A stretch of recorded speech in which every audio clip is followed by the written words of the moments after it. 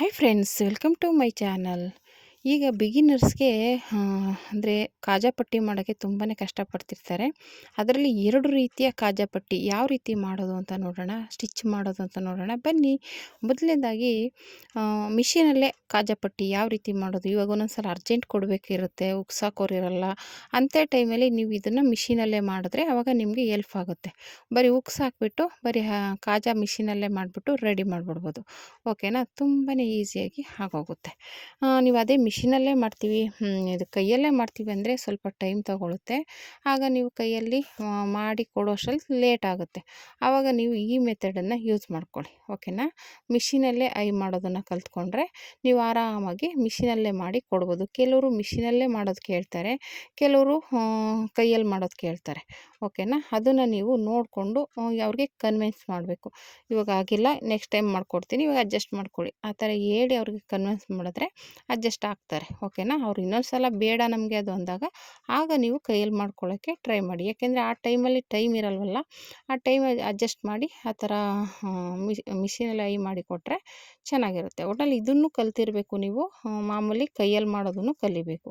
ಓಕೆನಾ, ಎರಡನ್ನೂ ಕಲ್ತಿರಬೇಕು. ಬಿಗಿನರ್ಸ್ ಅಂತೂ ಮೊದಲಿಂದ ಝೀರೋಯಿಂದನೂ ಕಲ್ತಿರಬೇಕು. ಓಕೆನಾ, ಇದು ಇವಾಗ ಏನಾದರೂ ಕೇಳಿದ್ರೆ ಅದು ಬರಲ್ಲ ಅನ್ನೋಕ್ಕೆ ಹೋಗಬಾರ್ದು. ಯಾವುದೇ ಆದ್ರೂ ಸ್ಟಿಚಿಂಗ್ ಮಾಡೋ ಲೆವೆಲ್ಗೆ ಇರಬೇಕು.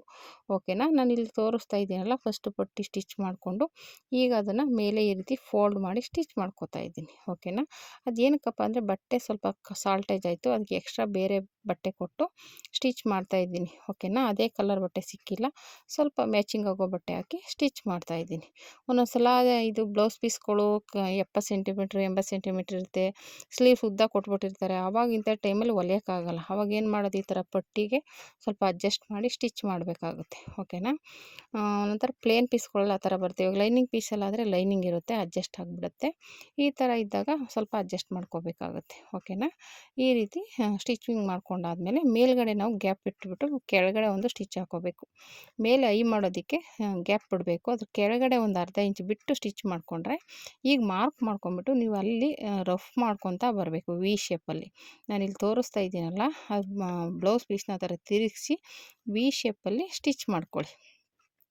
ಒಂದು ಬ್ಲೌಸ್ಗೆ 5 ಹೈ ಮಾಡಲೇಬೇಕು, 5 ಉಗಿಸ್ಬೇಕು. ಒಂದು ಸ್ವಲ್ಪ ಇನ್ನೂ ಜಾಸ್ತಿ ಇದಾಗಿರುವಂಥವ್ರಿಗೆ 6 ಉಗಿಸ್ಬೇಕಾಗುತ್ತೆ.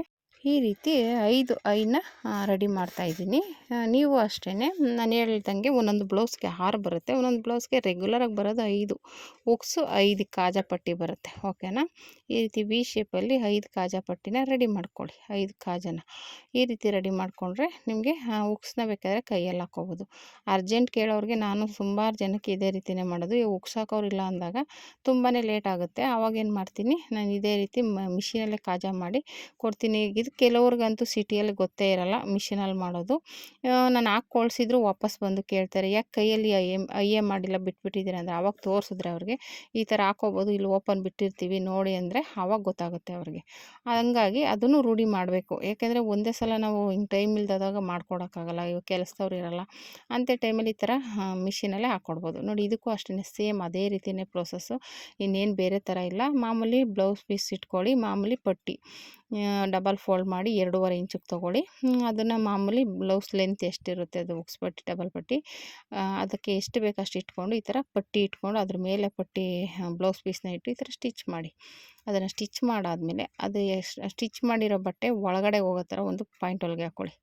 ಓಕೆನಾ, ಈ ರೀತಿ ನೀಟಾಗಿ ಅದು ಒಳಗಡೆ ಹೋಗಬೇಕು. ಏನಕ್ಕಪ್ಪ ಅಂದರೆ ನಾವು ಮೇಲ್ಗಡೆ ಸ್ಟಿಚಿಂಗ್ ಬರೋಂಗೆ ಮಾಡ್ತೀವಿ, ಇದು ನಮಗೆ ಕೈಯಲ್ಲಿ ಇದು ಮಾಡಲ್ಲ, ಕೈಯಲ್ಲಿ ಮಾಡಬೇಕು, ಮಿಷಿನಲ್ಲಿ ಮಾಡಲ್ಲ ಕಾಜಾನ. ಅದಕ್ಕೋಸ್ಕರ ಇದು ನೀಟಾಗಿ ಈ ರೀತಿ ಪಾಯಿಂಟ್ ಹೊಲಿಗೆ ಹಾಕೊಂಡ್ಬಿಟ್ಟು ಇವಾಗ ನೀಟಾಗಿ ಫೋಲ್ಡ್ ಮಾಡಿ ಒಂದು ಸ್ಟಿಚ್ ಹಾಕ್ಕೊಂಬಿಡೋದು ಅಷ್ಟೇ. ಇದು ಇದರಲ್ಲಿ ನಾವು ಕೈಯಲ್ಲಿ ಮಾಡ್ಕೋಬೇಕು. ಒಂದು ಸ್ಟಿಚ್ ಹಾಕ್ಕೊಂಡು ಇವಾಗ ನೀಟಾಗಿ ನಾವೇನು ಸ್ಟಿಚ್ ಮಾಡಿರ್ತೀವಲ್ಲ ಅಲ್ಲಿಗೆ ಫೋಲ್ಡ್ ಮಾಡಿ ನೀಟಾಗಿ ಒಂದು ಸ್ಟಿಚ್ ಹಾಕ್ಕೊಳ್ಳಿ ಅಷ್ಟೇ. ಇದು ಇಲ್ಲಿ ಗ್ಯಾಪ್ ಏನು ಕೊಡಬಾರ್ದು, ಸ್ಟಿಚಿಂಗ್ ನೀಟಾಗಿ ಹಾಕ್ಕೊಡ್ಬೇಕು ಅಷ್ಟೇ.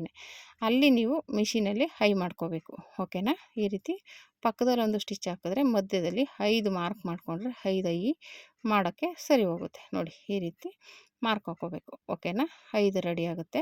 ಇದು ಕೈಯಲ್ಲಿ ಮಾಡ್ಕೋಬೇಕಾಗುತ್ತೆ ನೀವು. ಒಂದು ಕೈಯಲ್ಲಿ ಮಾಡೋದು, ಒಂದು ಮಿಷಿನಲ್ಲಿ ಮಾಡೋದು. 2 ಥರದ್ದು ಬಿಗಿನರ್ಸ್‌ಗೋಸ್ಕರ ತೋರಿಸಿದ್ದೀನಿ. ನೋಡಿ ಪ್ರಾಕ್ಟೀಸ್ ಮಾಡಿ 2 ಥರದ್ದೂ ಕಲ್ತ್ಕೊಳ್ಳಿ. ಓಕೆನಾ? ಟೈಲರಿಂಗ್ ಕಲಿತೀವಿ ಅಂದಮೇಲೆ ಎಲ್ಲನೂ ಕಲಿಬೇಕಾಗುತ್ತೆ.